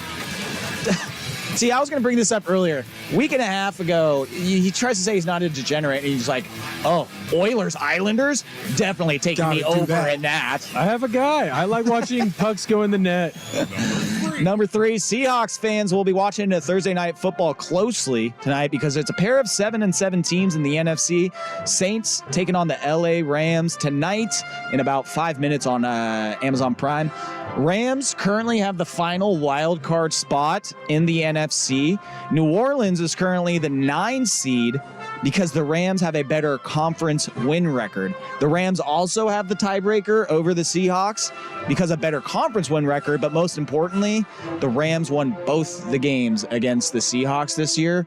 So Seahawk fans, you're rooting for the Saints tonight, and you're rooting for the Rams to essentially lose out. They play the 49ers next week, and then I forget who they play in the last week of the game. They do play 3 NFC opponents, Saints, 49ers, and again, I forget the last team, but yeah, you need the Rams to essentially lose out, Seahawk fans, to give yourself the best chance at making the playoffs. Absolutely. Well, obviously, the Rams won their last game, but it looks like the Saints have played really well the past couple of games. See if they can keep it up. I'm taking the Rams tonight, though. Number 2, Florida State Seminoles. Their board of trustees are meeting tomorrow to talk about a possible conference exit.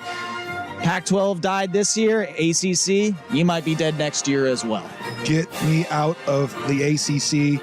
Florida State knows that they got jobbed, obviously, being the only undefeated team ever at this point, as far as we know. Yeah, ever that's been left out of the college football playoff from a Power 5 conference. That's pissed them off royally. Now they're trying to get out of the ACC, which hasn't been good for a few years now. Forever now. Yeah. Don't ask my buddy Ben Long that, because he will scream it from the mountaintop that the ACC is the best conference in the world. And look at all the NFL players that have come from the ACC in Miami. But yeah, ACC is down bad right now. You're adding Cal and Stanford, which are not on the Atlantic coast last time I checked. So Florida State, they are meeting tomorrow, their board of trustees, to possibly bail on the ACC. Number 1. And number 1, I got actually 2 Beavers nuggets for this. We said that the Beavers need a W. They needed a win, and they got 2. The first one, they added quarterback Giovanni McCoy from Idaho. He shredded up the Big Sky, according to Will Ortner and Texter on the Vancouver Ford text line. Over his 2 years as starter for Idaho, 68% of his passes were completed for 5,629 yards and 42 touchdowns. So whether it'll be Ben Gulbranson or Giovanni McCoy, we'll see. But you're getting a dude who throws the ball.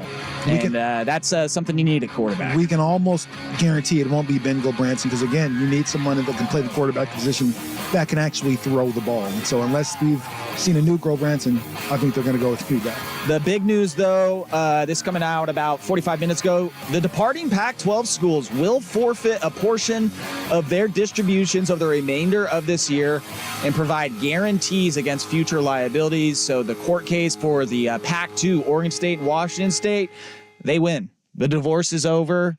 Mommy and Daddy settled things, and we can all go home and start to live our lives with Oregon State and Washington State having a lot more money. Absolutely. And that is extremely beneficial for them going forward. As we said, they needed a win. Getting Giovanni McCoy is nice, but this is the bigger win as far as for the whole program goes. No, they got, again, the divorce is over. They kind of got the house and the car. And so we'll see what kids, they the can dog. do. Yeah. I mean, they didn't put the number on it or like the percentage of which means it's a lot. The 10 teams leaving. Yeah. So, yes, big win for Oregon State. Which means it's a whole lot when they don't add a dollar amount to it. And let's just talk about that to end the show. We got one more segment before Oregon Ducks basketball right here on 1080 The Fan. Let's wrap things up on the Sports Sunday version of Primetime right here on 1080 The Fan. It's The Fan on demand.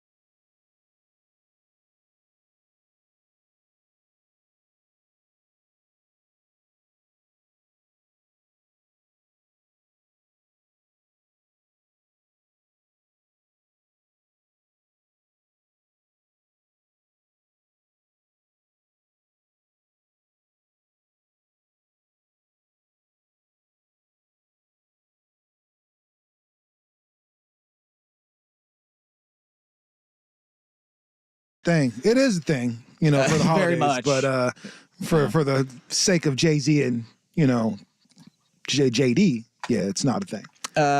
Money very much a thing when it comes to the Pac-12 because that's essentially everything that they were fighting about. But Oregon State and Washington State released a joint statement regarding the agreement in principle for the Pac-12 conference. I will read this as quickly as possible. In September, as the two remaining members of the Pac-12 conference, Oregon State and Washington State were forced to act swiftly to protect the future viability of the Pac-12.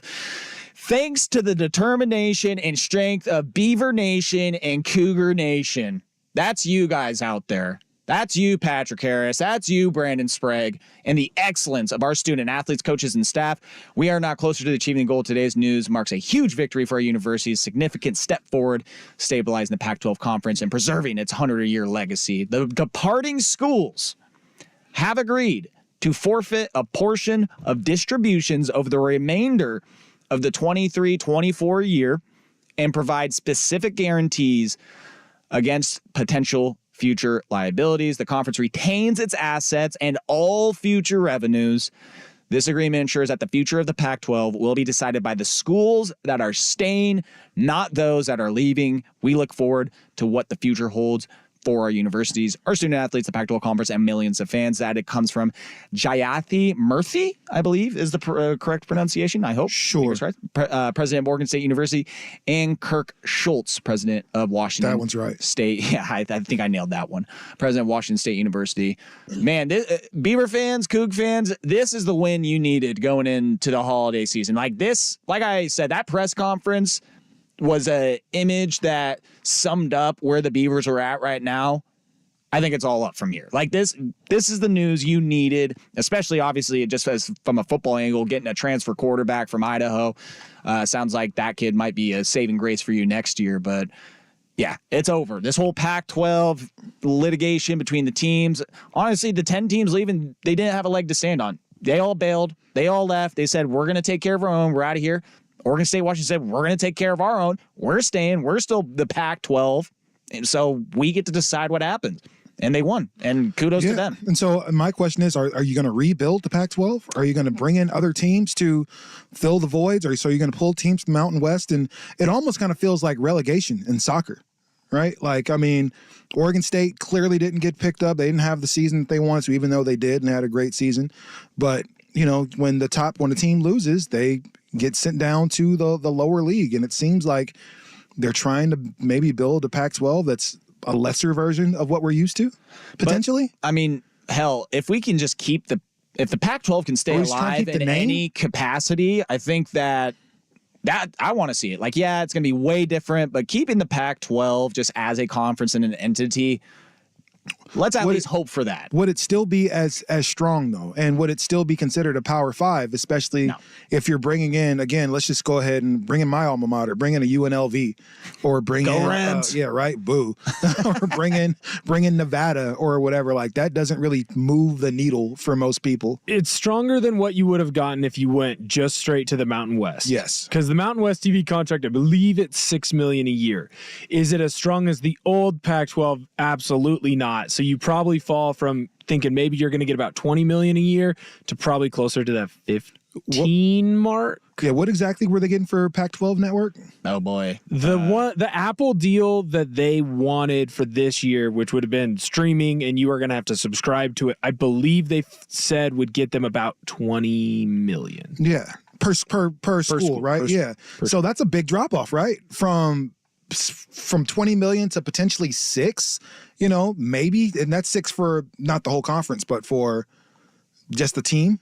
Man, yeah, that's again significant drop off. So you're going to be taking, you know, huge steps back. So it's no wonder, as we go back to our recruiting segment earlier in the day, that there's no wonder that Oregon State's having an issue getting people to come and play there. Like, they know that, again, we're taking 2 and 3 steps backwards, even if it is to eventually or potentially hold on to the Pac-12 name or legacy or build a new one. They also might be able to use this money to buy their way into another conference. Like potentially. Very true. You saw this with Stanford and Cal. You saw it with Oregon and Washington, right? They are not full members, or they don't get the full TV contract. This is something that Oregon State and Washington State could do, is take this money, and then let's say Florida State gets out of the ACC, or, Clemson or North Carolina, a couple of these teams who have been linked to trying to get out. If they do get out, you might now be able to buy your way into a super conference, or at least look more attractive to the Big 12, or if those teams leave the ACC, to becoming an all-coast conference type of deal. So there are options out there. I prefer the option where they don't take a dip in competition. I want them to still play, the level of teams and players that they have been playing, and that's what kills me, is that watching Oregon State over these next couple of years, you're not going to get that. No, you're getting the Mountain West football schedule. You're getting the West Coast Conference. And that's what really kills me, is that, watching that, I'm just like, this isn't Oregon State football. This is not Oregon State basketball, whatever that is at the time. And if Oregon State isn't undefeated, we're looking at them like, this is a huge disappointment. Because again, if you're playing against a Mountain West football schedule, I firmly expect you to beat up on Boise State. And I firmly don't know about beat up, but you should be at the top of that conference and fighting for the conference crown every year. For the whole season, they were competing for a potential Pac-12 North, Pac-12 North championship. That's what they were doing if you're Oregon State. So yes, I fully expect you to run over Nevada. I expect you to run through UNLV. I expect all that stuff if you're going to be playing against those teams. You should be considered one of the top teams in the country when the season's over based on your record. I think the thing to be careful with Oregon State and with Washington State is you have good programs and you have moments where you have these big jumps, right? But when it comes to a money side, you have been viewed as similar, like almost an upper tier, the best Mountain West, right? Like everyone talks about Kirk Cousins, right? Is Kirk Cousins the best bad quarterback, or is he the worst good quarterback?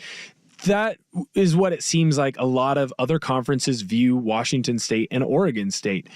And I'm always going to beat this drum. I really do believe that there is something to be said about being the big dog. And yes, you're going to want to try and get into the Big 12 or ACC if those opportunities arise. But for the next 2 years, enjoy being the big dog. Enjoy being the big fish in the small pond. Which is what you've never been if you're Oregon State or Washington State. Exactly. So you get to flip the script. So enjoy it and dominate. And if you can go out and dominate, and Oregon State can show, hey, we're still a very, very good football program despite Jonathan Smith leaving, maybe those other calls start happening. But I also guarantee that Oregon State and Washington State are not going to be the only football teams that we talk about as I wish they were still playing big-time Power 5 football, because if the ACC crumbles, there's teams that are going to fall out of there as well. What I think everybody is very interested to see next is how much money Wazoo and Oregon State is getting out of this deal. Like, obviously the school year, academic year, whatever, isn't over, so the dollars are still to be rolling in, but all future assets, like they are in the driver's seat. They are fear and loathing Las Vegas, Oregon State and Washington State, and they got a briefcase full of drugs ready to party. Like, this is the biggest win for Oregon State since all this has happened. No, a lot of this money can fix a lot of the blemishes